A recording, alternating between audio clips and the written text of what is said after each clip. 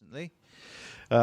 But if you haven't seen him speak, he does so with particular flair and is an inspiration to all of us who aspire to be better. And he's going to share some of his wisdom on that with you today. David, take it away. Thank you very much. I think we're going to be live. There you go. We're live with the presentation. It's great to be here. Appreciate the opportunity to talk to you today. And if I've had the pleasure of presenting to you before, you're going to find that what I say fits into a similar kind of framework, because when I talk about geeks speaking, that's technical people speaking to non-technical people, I always fit things inside the 7 protocols that I boil everything down to. However, today's presentation is more about the fact that if you're a geek that speaks, you can sell more. Because although we're all in a technical industry, we do get involved in sales. Even if we're not overtly going out to see end customers, we may have to sell ideas to the team. Maybe even sell ideas to ourselves at some stage. So that's what I'm here to talk about today. I want to hit the problem head on of geek speaking and why nerds need to be heard. And then I'm going to talk about the 7 ways geeks sabotage their own presentations. But specifically, we're going to look at how that transpires in sales situations. And more than that, I'll identify the 7 protocols and the magical factor. How does that sound for an agenda? Does that sound okay? Fantastic. Excellent. I'm glad that we've got that significant buy-in from everybody. Bit of background information about me. As Simon mentioned, I've been through a few different things. For 7 years, I was the worldwide community director for the Asterisk open source project, which meant I got to work with people like Jared and people like Matt Fredrickson and Malcolm and all the great people from Digium, now Sangoma. And then that famous Jim Mackey that did the blog post, last February he helped me to look for other career opportunities because he decided that they didn't need a worldwide community director anymore. And Tony from FreeSwitch got in touch with me to see whether I'd go and work with them. And I was very grateful. And so now I have the privilege, and perhaps one of the only people, to have worked intimately with the Asterisk team and now with the FreeSwitch and the SignalWire team. And I'm very grateful for that privilege. But alongside all of that, in the background, I've always delivered Asterisk training. I was Digium, now Sangoma's, or my company was Digium and Sangoma's Asterisk training partner. We still are. I also deliver telephone systems and solutions. Amongst my clients are people running 2,000 seats in a global consulting business, right down to little mortgage brokers and things like that.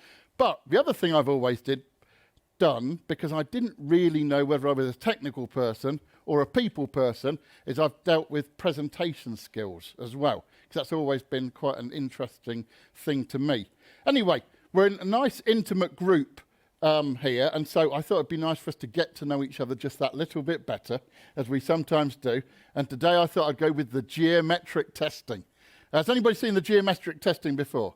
Couple of people, 3 people in the audience, 4 people in the audience. Okay, so by the way, I do want this to be highly participative, so I hope you're going to play along and get involved. Jared, by the way, Jared, can you stand up for a minute? Jared has a box of chocolates to reward interesting participation. So if you come up with a question or you answer a question, you get one. However, I'm aware that some people don't want to eat chocolate, so I've got non-chocolate prizes today. We've got the Geek Speak pen, Jared. Nice. We've got the Geek Speak stickers. And actually, I'm going to leave this to Jared. If there's a particularly good interaction, Jared's got the Geek Speak beanie hat. Yes.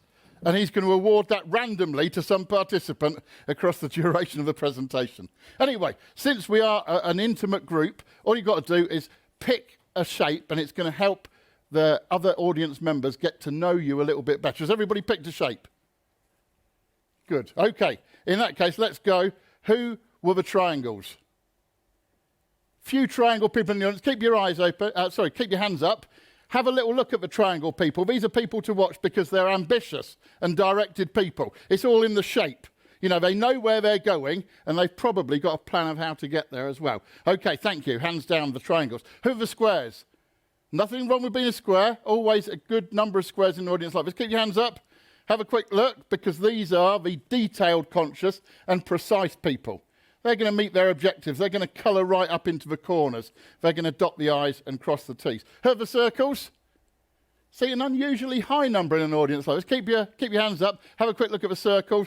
These are the people. They like to be inclusive and get other people involved. So thank you for that, hands down. And then lastly, the squiggly lines. Always a few squiggly lines. Keep your hands up because actually this has got some subdivisions. Keep your hands up because you people have an unhealthy obsession. It's either with Taylor Swift, no? Tom Cruise, or occasionally it's excellence in communication solutions. I think Alan would be at the excellence in communication solutions end of the market. But fortunately, the presentation does apply to everybody today. So what I want to do is talk about the problem. And having been through a few technical companies, and by the way, before I was involved in Asterisk, did you have a question there? Yeah. Go ahead, Daniel. So the question in the previous slide, is any relation between the color and the shape? It's a great question, and before I answer it, would you like a chocolate or non-chocolate prize? Non-chocolate, Jared. He gets the pen. Very nice. The answer is no. Never even thought of it. Thanks very much. Thanks, Daniel. Very insightful, though. Very insightful. Anyway, yeah, before I got involved in Asterisk and Free Switch and all of these things, I used to work for Aculab. Does anybody hear of Aculab? Yeah, telephony cards and things like that, ISDN and DSP resources. So I've been through a few technical companies, and I was training manager at a few companies before that, always in telecoms. And here's the problem I found, that it's great being a geek. You know, you get to sit in your own corner of the office, maybe with the blinds down. Maybe your boss gives you pizza on a Friday. Maybe you get to wear trendy T-shirts and share in-jokes. However, not always universally respected by the rest of the company sometimes. While round the corner, there's the sales guy. You know the one, with his expense BMW or Tesla or whatever it might be. And he's there sort of creaming it all in and not necessarily doing the most amount of work. And I got to thinking, well, hang on a minute. Who is it that makes this stuff and supports this stuff? It's the geek end of the market. But who seems to be getting the most rewards? It's the salespeople. And so I don't want to take anything away from the salespeople because that's a skill in and of itself. But I wanted to get to a stage where technical people are given more credit and therefore more rewards for the work that they do. And so what I've set out to do is allow me to go in and find geeks and help them to be more, do more, and therefore have more of the rewards that they would like in life.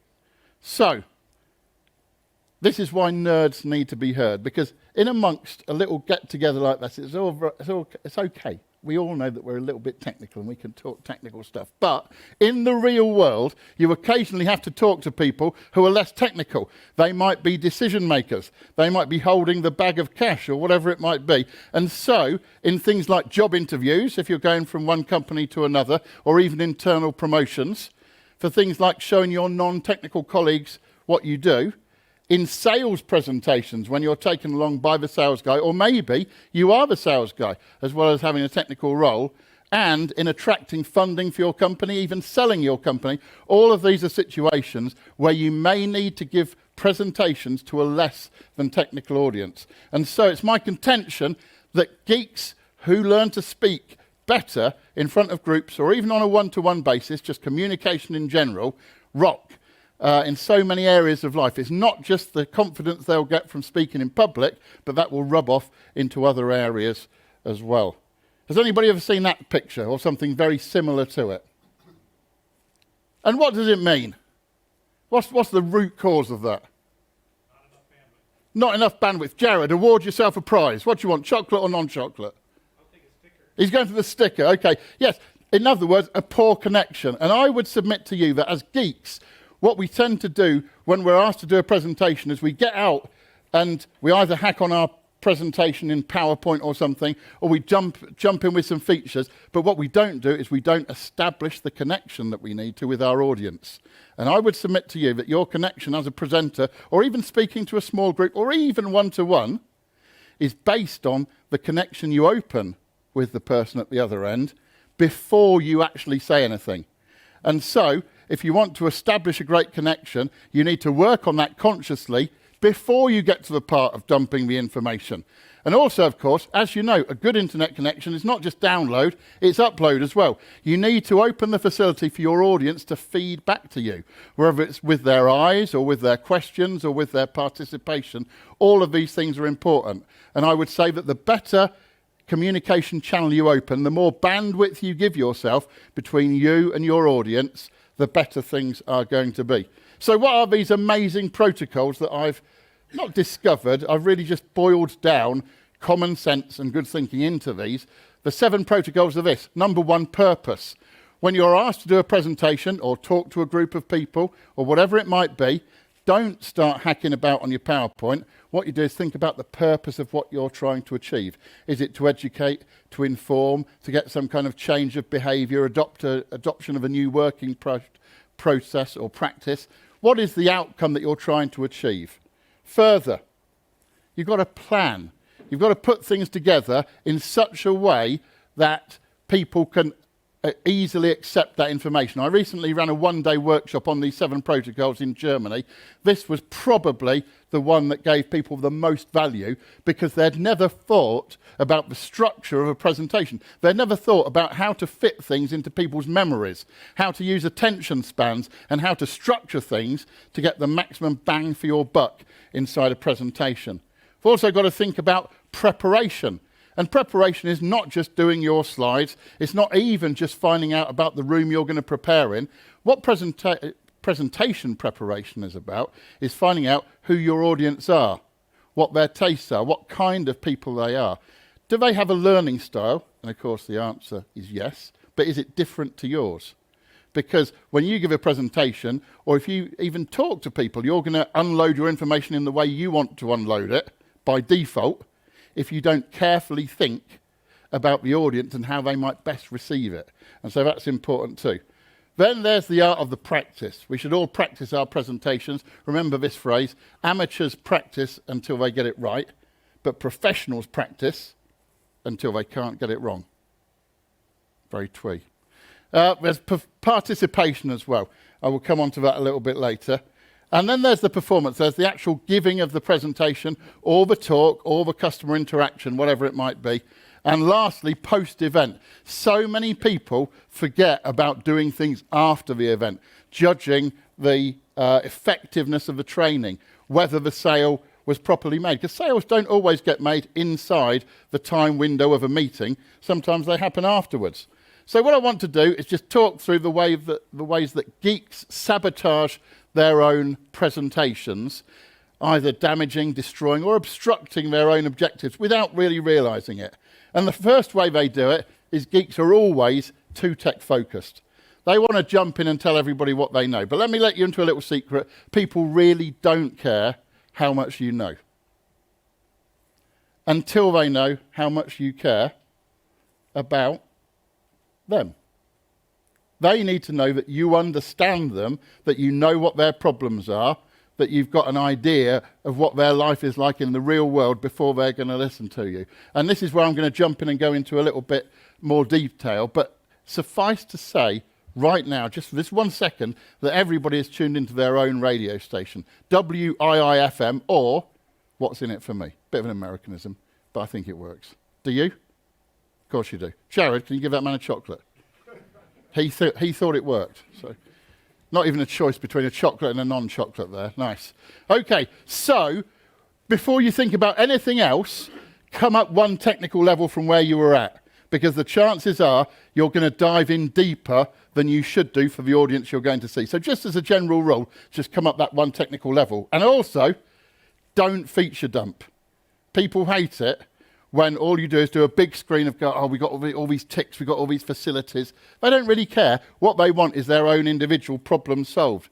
Because people buy from people. They don't buy from organisations.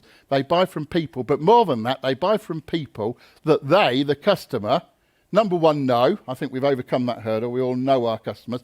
But they've also got to like you. And if they know you and like you, then you can build the bridge of trust and get them in a trusting relationship. And I'm sure some of you have found over your years, whether by accident or design, you've got into trust relationships with your customers. Probably because you've acted as an advice-giving solution provider rather than somebody that's just going, oh, this is what we got, this is what you've got to have. So if you can be a good advisor, a trusted advisor to a client rather than a commodity pusher to a customer, you're going to achieve so much more. And this is where I want to get into some real-life interaction with you, the audience, because I want to talk about listening to the real question, okay? So I've got a little exercise now, a bit of audience participation, the real question. And I'm going to go through a couple of examples before we get to our own situations. And the first one is the clothes shop customer. So somebody walks into a clothes shop and the person at the in the clothes shop says, can I help you? What's the next thing that happens? Tell them what you want to buy. You do tell them what you want to buy, or you say the universal phrase, no thanks, just looking. Because we're genetically programmed to do that, aren't we? When you walk into a shop, somebody says, can I help you? You go, no thanks, just looking. So the first thing that has got to happen is the person in the shop's got to learn not to say, can I help you? They've got to go in with something else that doesn't generate that response. I suggest things like, is it your first time in our store today? That's quite a good one, because if they say yes, you go, oh, well, what were you looking for? Which is the same sort of thing. And if they say no, you say, oh, you probably know where everything is then, but we've got some great special offers that are in the back corner. Do you want me to take you there? Anyway, that's a separate thing.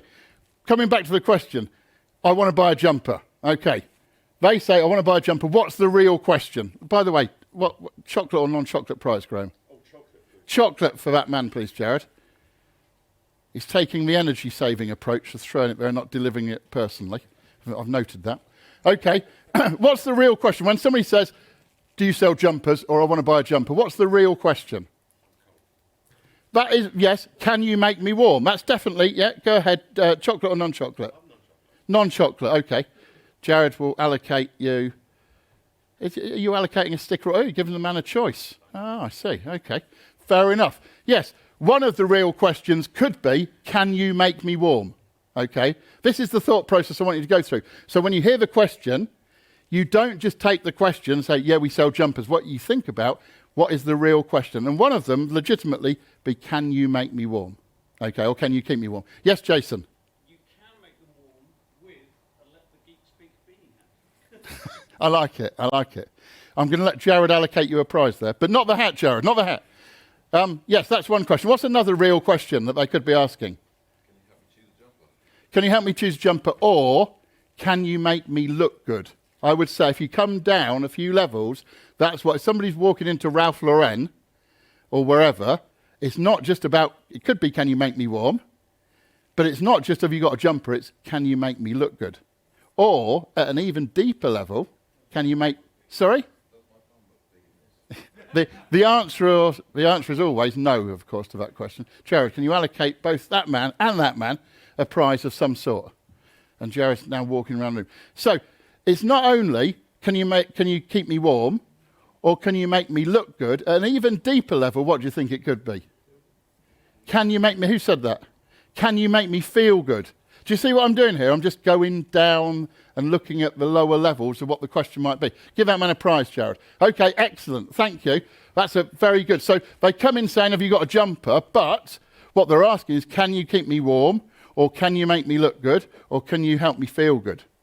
Let's have another scenario. At the chemist, we're at Boots the chemist. You're on the counter that serves prescription. Somebody walks up, hands you the little sheet of paper, says, can you fill my prescription? What's really the question they're asking? Can you? Yeah, can you make me feel better? That's straight down to the right question there. Because if you were thinking about that, what you'd say is, yes, I can fulfill your prescription, but actually I see this is for a cold and these antibiotics are going to take 3 or 4 days to kick in. So I've got these painkillers as well, or these decongestants or whatever. So in other words, you've not deliberately gone out to upsell, but you're helping them achieve what they really wanted to achieve. That's what I'm trying to get to here. That's why I'm going into a little bit of depth. You're asking yourself, what's the real question? Jared, can you award that man a prize, please? In fact, actually, no. Let's give him the hat, because he got straight to it, didn't he? He got straight to it. He went from, can you fill my prescription, to can you make me better, which is the real life question there. So the question for us It's what about your customers? When your customers come along and ask you a question like, do you have PCI DSS compliant recording, or do you have a wall board, or whatever it is, what is the real question? Anybody want to throw a couple of answers out there? Because it's going to be different for everybody, but there's a few base ones there.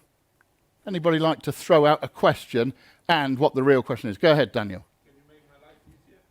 Can you solve my problems? Yeah. Can you remove my headaches? Exactly. Can you make my life easier? Jared, could you give Daniel something very nice, please? And he's on for the chocolate. Okay, any other real questions? Go ahead, Richard. Can you improve our communications with our customers? Yes, that's another one, and I think that's a great way, because personally, when I phone a company, I always focus on what that company's sounding like compared to what their corporate image is. Have you ever had that where you see a bouncy TV ad? You think, oh, I'd love to do business with that company. You ring them up, and it's a totally different experience. So, yeah, can you improve their customer communications? Thank you, Richard. Any others before we move on? Or have we run that particular theme dry? Okay, so what I want you to take away from this is just think about the real question, because that's going to give you an opportunity not only to sell more, but also to fulfill that role of trusted advisor to a client rather than transactional relationship with a customer. Because clients seek out advisors, whereas transactional customers, they could go somewhere else. Because one of the problems is that people tend to sell on price rather than selling on value. And I think we've heard the phrase a couple of times already in this very get-together. We've heard race to the bottom, where somebody says, I can do it for £7 a month, or somebody else says they can do it for £3 a month. That's doing nobody any favours. You've really got to listen to the customer and sell on value, not price. Let me give you a quick example. In my telephony solutions role, I went to see a small mortgage broker in Bicester. The lady is very, very money focused. She was actually on The Apprentice. She was first out, so I'm not going to go into her name and details, but she was on The Apprentice once. But the minute I walked in to sell her a telephony solution or to advise her as a trusted client, she just pushed a quote over to me and said, "You've got to beat that." That was the very first thing that she opened with. So, what's the best thing to do in a situation like that? Sorry? See it later. Yeah, that would be a valid response. What I did, I wasn't quite as harsh as that. I said, sorry? That's a good one, because I took what she was asking to be price, but of course she could have meant on features or anything. So what I did was not quite as harsh as get me a taxi, I'm out, or I just remembered I'm double parked, or whatever it might have been. What I said was, what are you looking for from a communication solution? Just a very open question like that. And as I walked in, I noticed that there was a door cam. And I said, is that something that's integrated to your system? She said, no, but we really want it to be integrated to the system. It'd be great if we could get that. And then she said, and actually, that quote that I've just pushed over the desk, they can't do that. She started answering the questions for me. I said, well, what else is really important to you? She said, well, we're a mortgage broker, so we need call recording. And it's not good enough to have one touch. And she said, and that quote that I've just pushed over the desk has only got one touch recording. It's not recording, it's on all the time. So she started answering my questions for me. And before I left, without even looking at the quote, she'd bought a system from me, and we hadn't even talked about price. Because it's not about price, it's about value, if you can make it that way. That's just a small example. And the fact is that questions really are the answer. So finding the way to them answering your useful questions is always going to be better than you going in and feature dumping over everybody. So, why are questions so powerful? Anybody care to throw out an answer to that one?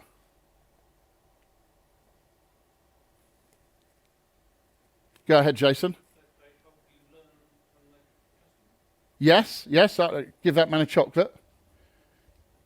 People reveal their needs. Jared, what were you going to say? Even if they find out that you don't have a solution to their immediate problems, the fact that you asked them the question, that you took the time to find out, maybe they Excellent. Yeah, trusted advisor role. They note you as a trusted advisor rather than a salesperson. Absolutely. Okay. Yeah, award yourself anything you'd like, Jared. Discretion there. Here's the reason, that anything that you tell your prospect in a sales situation is a lie. So, skeptically, you could, anything that I'm telling you right now is a lie. But if I ask you a question and you tell yourself the answer, it's true. That's the psychological difference. Anything that I tell you is a lie, but anything you tell yourself is truth. So, in asking questions and getting the person to answer the questions, they're telling themselves their truths. And then all you have to do, I should say, is align with their truths. As simple as that. So anything that you tell your prospect is a lie, I wonder what the next bullet point says. I bet it's anything they tell themselves is the truth. And that's why questions are so powerful, but isn't it also the reason why stories are so powerful? Because in a story, you're just telling a story. It could be a customer case study story, but you're just telling a story, and your prospect or customer is drawing their own conclusions from that story. You're not stopping off and saying, by the way, that's why you must buy this solution. They're drawing those conclusions to themselves. And it's very, very powerful. So think about, one of the takeaways from this presentation, I hope, is that you think about telling stories when you're in sales situation. I don't just mean overt going to visit customers. I mean talking to your colleagues about a new work process. I mean talking to other people in your business about things that need to change. All of those are sales scenarios. Anyway, we jumped off and did a bit of extra detail there at the technical stuff and going into a deeper level. Number 2 way that Geeks sabotage their own presentations is no proper planning. They just start hacking on the PowerPoint or the Prezi or the Keynote or whatever they think they're going to use for their slides, rather than actually thinking about using attention spans, because the beginning of a presentation and the end of the presentation are very much more important than what goes on in the middle presentation, because people's attention spans naturally lull. And one of the things you can do to combat this is, let's imagine that you've got a session with a customer that's 35 or 40 minutes long, okay? So you know you've got some prime time at the very beginning and at the very end. What about putting a little break in the middle? Even if the break is a 1 minute, tell me, how you think it's going, or what have you learnt so far, or how are you feeling about whether our solution is the right fit for you. Even if it's a 1 minute one of those, if you put one of those in the middle, you've just created 2 beginnings and 2 endings. So you've bought yourself more attention span time. So think about the way you're planning your presentation. Very important indeed. Consider the way you put your content and in the presentation and structure it, not only to make use of attention spans, but to build in the key to getting things into people's memories. I think we've probably got time to go into that very quickly. So some people have seen me talk about this before. How do you put things into people's memories? There are 5 rules to obey.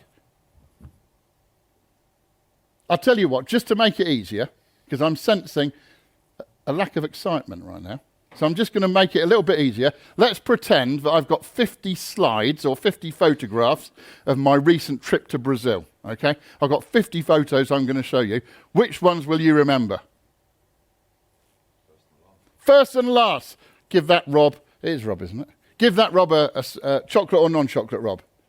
Okay, Rob's hit 2 of them in one go, first and last. Technical name, primacy and recency. So you remember your first day in this current job, you remember your last day in your last job. You don't tend to remember every day in between. You remember the beginning of the movie, you remember the end of the movie. You don't tend to remember every single thing, unless it fits into one of the other categories. What about the news? When's the last time you watched or listened to a news programme on the TV or radio? Quite, okay. What did they start off with? No. Not the actual story, I mean in terms of a structure. Headlines, exactly. In other words, give the main information up front. Simon, chocolate or non-chocolate? You said chocolate, yeah. Coming your way from Jared. Yeah, you get the headlines at the beginning, you usually get a summary at the end, don't you? That's Rob's first and last. What other categories might there be in my 50, yes, Jared. The worst or the most shocking?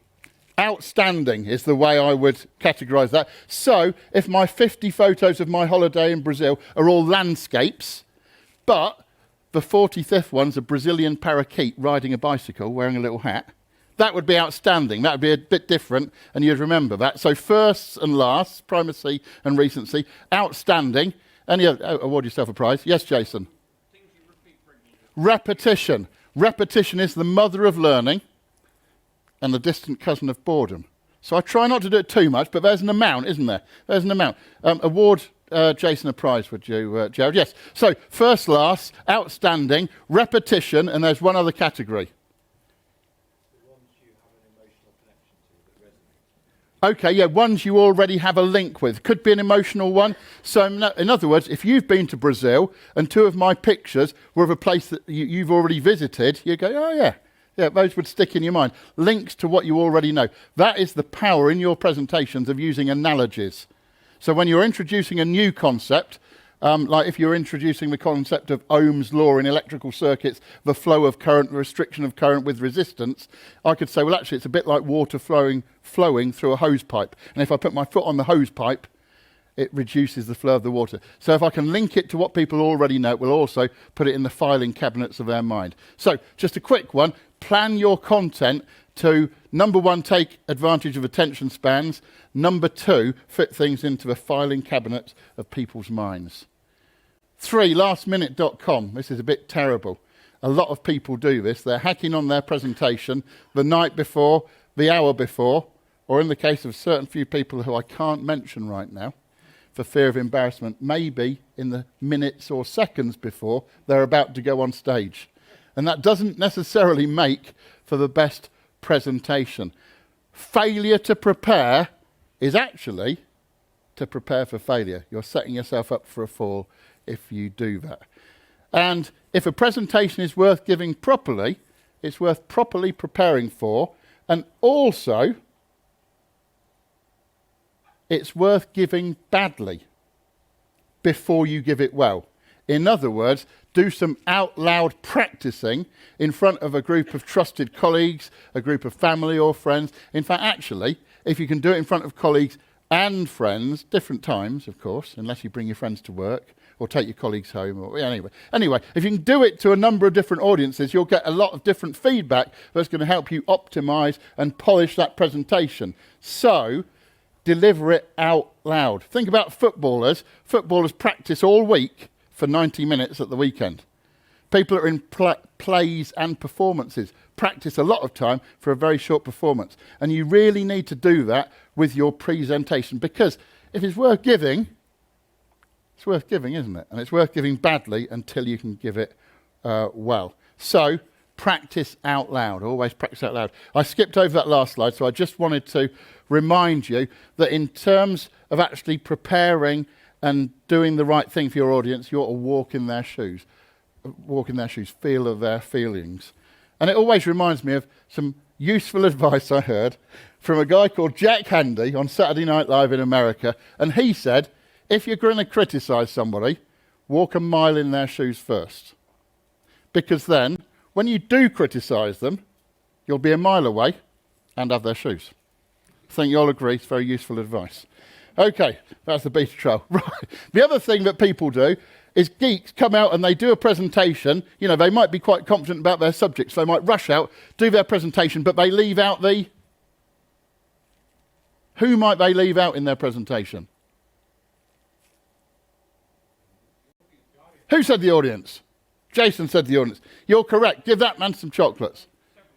Oh, sorry.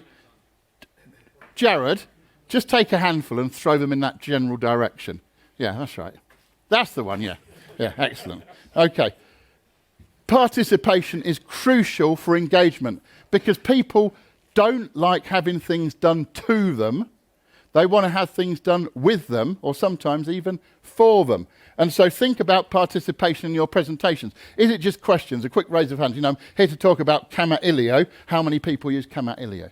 That might be some participation at the beginning of a presentation. It could be showing of hands. It could be questions. Or it could be involvement in demonstrations. I do an interesting demonstration. In fact, I'm going to ask Simon up here. This has got absolutely nothing to do with this other than a quick demonstration. Simon, would you like to join me on stage, please? This could go one of two ways, couldn't it? Here's what we're going to do. I'm going to put my hand up like that. You're going to put your hand up, and I'm going to press against it. Right, there you go, there you go. Now, here's the thing. Simon's a very lovely bloke. Did I ask him to push back against me? No. And he just did. Right, okay. But here's why I'm saying this. I'm saying it for two reasons. Number one, involving the audience in a demonstration. Thank you very much, Simon. Small round of applause for Simon. Small round. Chocolate or non-chocolate? Chocolate again. Okay. So first thing is involving somebody from the audience in a demonstration, livens things up a bit. But here's another thing. When you've got questions going backwards and forwards with the audience, sometimes it can feel they're pushing against you, right? You know, so maybe they're asking a question that might show you in a bad light. And our natural reaction is exactly what Simon did, to push back, okay? However, anybody come across judo at all? What's the principle of judo, or one of the principles? Take their energy and use it for what you want, okay? So, you know, this could be like an hour workshop of it in and of itself in terms of participation. But when you're doing a presentation and you're getting participation, even if it's participation where somebody in the audience, you know, wants to show how much they know about it and how much you don't, or whatever it might be, you take that and you roll with it rather than push against it. Because in a presentation scenario, the audience is a pack. And even if one person's been a little bit naughty, if you attack that person, the rest of the audience will join them against you.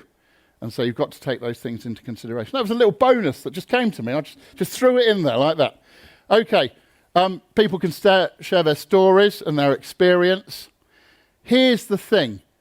This will pay dividends if you just sit down and think about your presentation, not while you're giving it, well before you give it, and just brainstorm ideas for participation. So right at the head of a piece of paper, how can I involve my audience in this sales presentation, in this technical presentation, in whatever it is? How can I involve my audience? Just write down a few ideas. And when you come to an end, when you think, I've exhausted my supply of ideas, force yourself to write a few more. And even though some silly ones might come out that you can cross out later, you'll find that some interesting ones come out too. What's the next one? Sadly, it's apathy. You see, the trouble is, apathy is quite infectious. But at the same time, so is enthusiasm. So, if you can be in a position to be enthusiastic about what you're speaking about, it's going to be so much the better. Any idea what the IASM of enthusiasm stands for?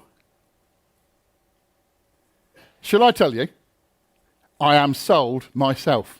You've got to be in a position where you're sold on what you're doing. If your boss asks you to make a presentation and you don't feel comfortable about making it, or you don't feel that you can get behind the nature of a presentation, you should think seriously about whether you even give that presentation, because there's very few golden rules in presentations, but let me tell you one of them. One of the golden rules of presentations is it doesn't matter whose fault it is that something goes wrong or something's not right, but you as the presenter will be blamed.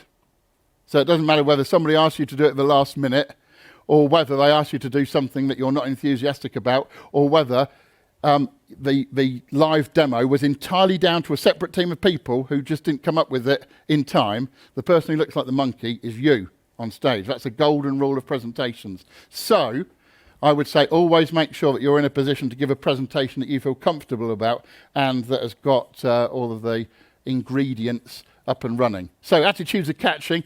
Deal with your nerves. I would submit to you that although we all get nerves of some kind, and there's nothing wrong with those because nerves just tell us that something's important to us, I would submit to you if you go through the 7 protocols that I'm talking about, by the time you get to the 5th protocol, participation, you will actually have minimized most of your nerves. Not necessarily all of them, but most of them. And if you're an uneasy presenter, you're going to make your audience uneasy. It transmits. Just like if you're a confident and happy presenter, that tends to transmit into the room as well. And nowhere will you see that more effectively than the best man speech. You see a best man speech and the guy comes out, he's a little bit uneasy, and everybody else is a little bit uneasy. But if somebody comes out who's just looking to have a good time, doesn't matter the content, if the attitude is right, it carries.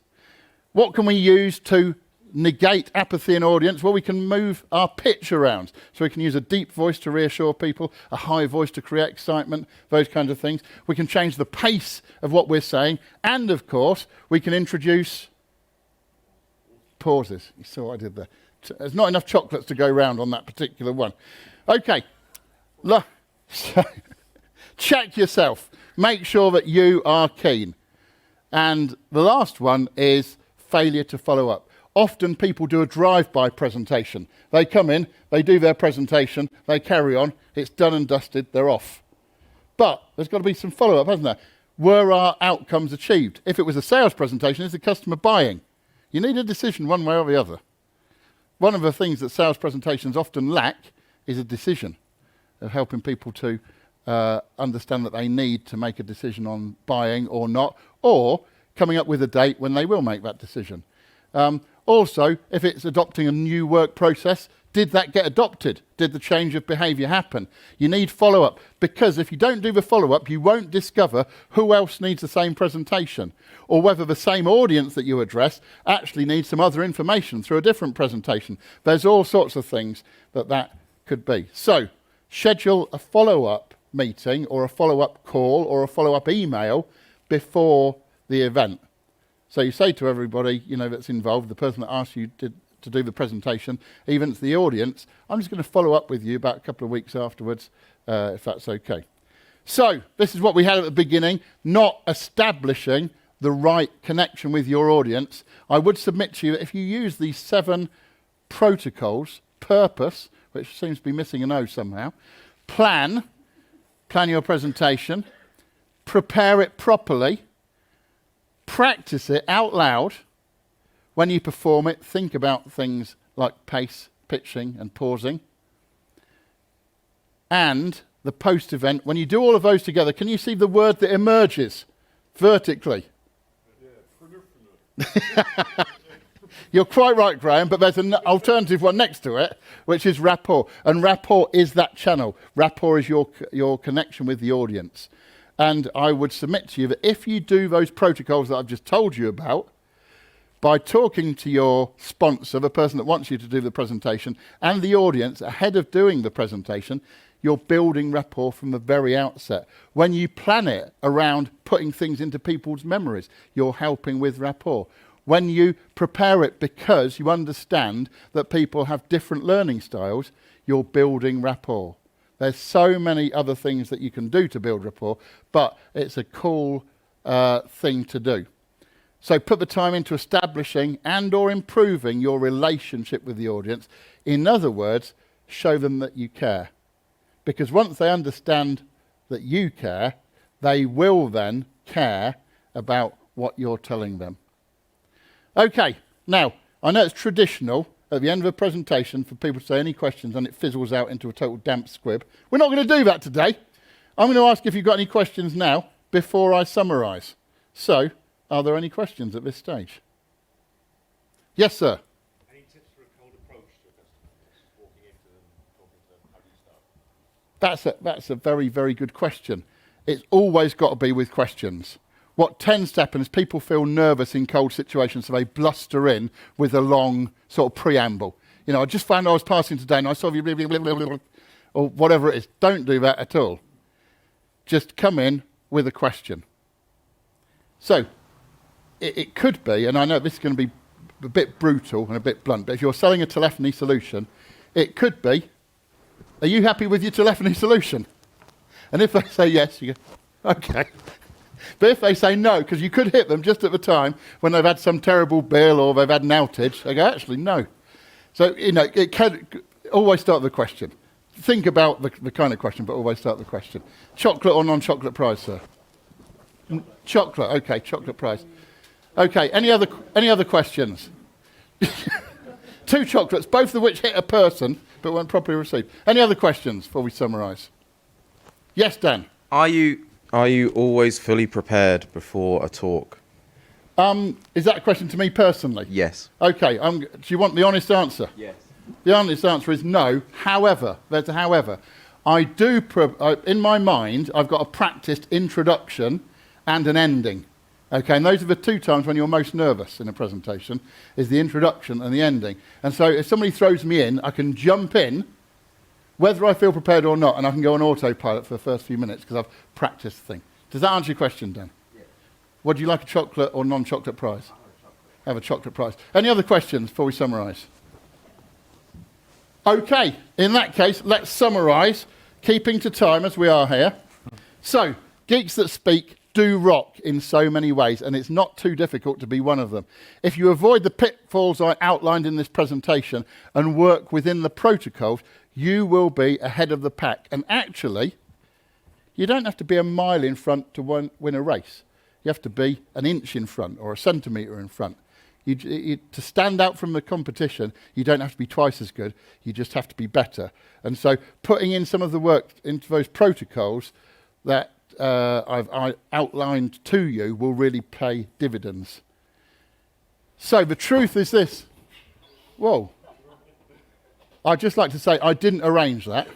That was not part of this presentation. But the truth is, it's not just that geeks that speak, but importantly, it's geeks that also listen and understand their customer that are going to sell more. It's not just speaking, it's the listening part too. This is all part of a book that I'm currently optimizing. That means it's not finished yet. I'm optimizing it at the moment, but it is getting closer, honestly. I've been optimizing it for quite some time. Thank you, Dan.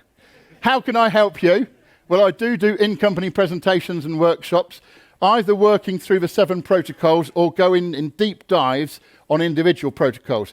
This was a standing room only audience in Germany recently, and the very same company that had me do that then had me do a little workshop. And here's the thing, if you're a geek and somebody says, we've got somebody to do a presentation workshop, who's in? Nobody's going to be in, are they? Because they think they're going to stand up and do video stuff. You know, they're going to do presentations. Somebody go, oh, well, you ummed and erred there, and you said that, and your hands were all over the show. That's not what I do. I can do that, and I can charge you a large amount for doing that, for watching videos. However, what I do is I go through the 7 power presenting protocols first, because more than half the battle is getting properly prepared for your presentation before you're standing up and doing it. So I go through those, and you can see there's a little workshop there where we were brainstorming about the content of the presentation. Okay, and last thing, bit of a shameless plug. If Jared's presentation piqued your interest about PJSIP, in London next week, I will be running some Asterisk training, which I've been doing since 2007. So I've been involved in it a little while, where we'll be looking at the Asterisk command line, troubleshooting, and specifically PJSIP configurations. Now, if you'd like to learn more, you can go to letthegeekspeak.com/free report, and you'll register, and then you'll get to find out when my book comes out of optimization and is available. Ah, okay. Can you register again, please, Jason? and you're several years older, is what you can tell me next. Okay, so, listen, it's been a pleasure talking to you about geeks that can speak and the excitement that causes in audience. I'm sure you're going to find it a pleasure when you actually put a bit of work into even just one of these protocols. You don't have to do all 7, but just one would really do you well. But here's the biggest thing. It'll be a pleasure for you when you do this and you reap the rewards of being a geek that can speak. Thank you very much.